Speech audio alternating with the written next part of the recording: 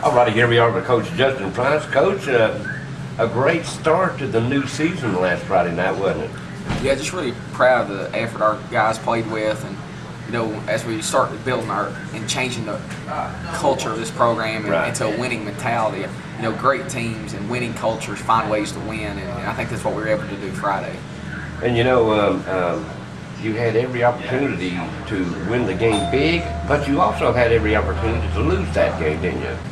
We started off on fire on both sides of the football. We got the ball, drove down and scored. Defense got a quick 3 and out. We got the ball back, and we had a quick turnover, but then we were up 14-0. Had all the momentum in the world, and then they got some momentum back on a kickoff. They returned down to the 1 yard line and scored. And other than that, we played well and executed at such a high level all night long. We just we were struggling a little bit inside the red zone. Okay, now Coach, what was the deal? 4 or 5 times we were close, but we just couldn't punch it in for some reason. Well, a lot of the credit goes to Morristown West. I felt like they made some plays there inside the 20, and we missed some opportunities. I felt like we had missed a couple catches we had. We fumbled a couple times down there, or maybe missed a block. So, it were things that we're lucky enough that we get another week to get them fixed, because in the end, those are things you got to be able to do, is score in the red zone. Now, Coach, you got a tough road to hoe this week. You got to be at South Doyle now. What are you looking for out of them? Clark Duncan's done a tremendous job over there in South Knoxville. They're 11-0 this year, led by Jock Bruce, who's a UT commitment. Brody Rollins, their quarterback. He's the kind of the guy that makes it go for them. But our kids are familiar with South Doyle a little bit. We've scrimmaged them twice. We played them in the Jamboree, and so our kids kind of know what we got, what the challenge in front of us is, and we just got to be playing our best football, as I feel like we have been doing the last couple of weeks. But we got to get certain things fixed this week and go down there and give them our best shot. Yeah, and when you played them at Neyland Stadium in the Jamboree, you really didn't pass one time in that short version of the game. Yeah, the way they chose to defend us that night was just daring us to run it. We were able to do that. So whether they will do that this week, we don't know yet. We'll have to be prepared for anything, and I think our kids are up for the challenge. Whatever we ask them to do, they usually find a way to get it done, and just really proud of what they've been able to accomplish up to this point. And and I think Friday night will be you'll see a lot of kids playing very hard and executing at a high level. Now, last week you talked about pulling out all the stops. Of course, that is going to apply to this Friday night. You're going to probably pull out some stuff that they ain't seen, have you? Yeah, you kind of seen our offense progress over the last several weeks, especially with us calling more run plays for Ethan Jeffers. He's been able to run the ball very well the last couple of weeks. It's really opened up a lot of things in our passing game. So our hats are off to Ethan in the way he's been able to control the football game. Throw over 500 yards last week, ran for 60 or 70. Just amazing what he's been able to accomplish in his 3 years as a starting quarterback here.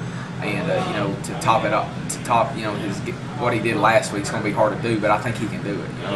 He's a special athlete, special player, and very motivated right now. Yeah, I was going to ask you now. Last week, of course, he ran more than I've ever seen him run.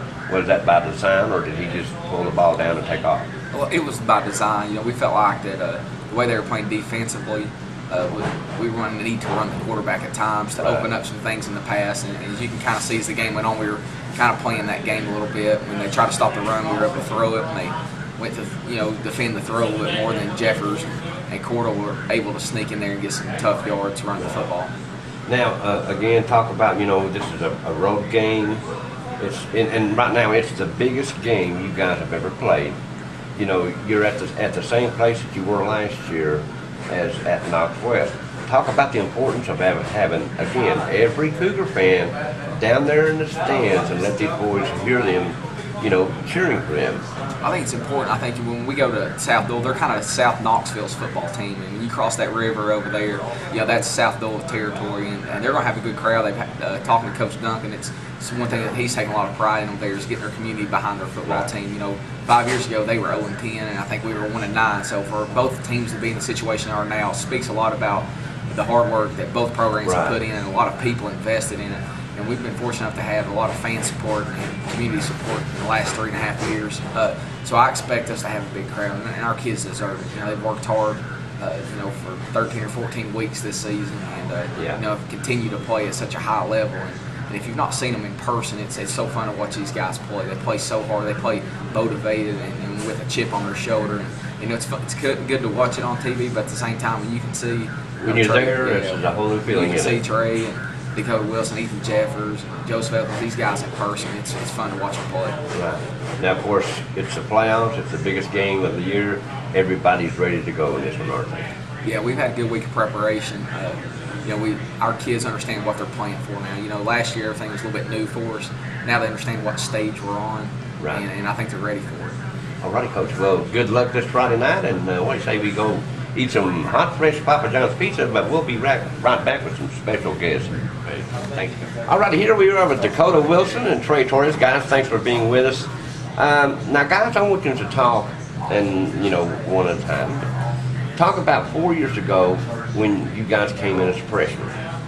And, you went through coaches. You saw Campbell County lose every year, and they was going through coach after coach and everything.